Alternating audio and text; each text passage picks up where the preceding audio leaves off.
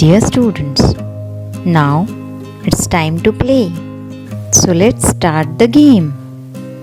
अजीज़ तलबा, चलिए अब हम अपना खेल शुरू करते हैं।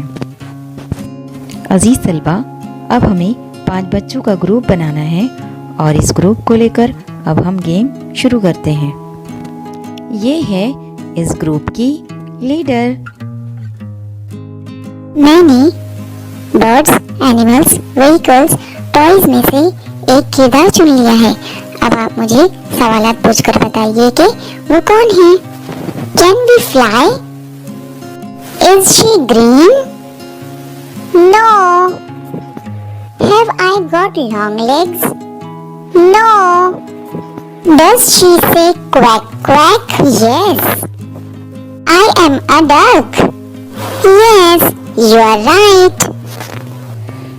और हम उम्मीद करते हैं कि आपको इस गेम में बहुत मज़ा आया होगा।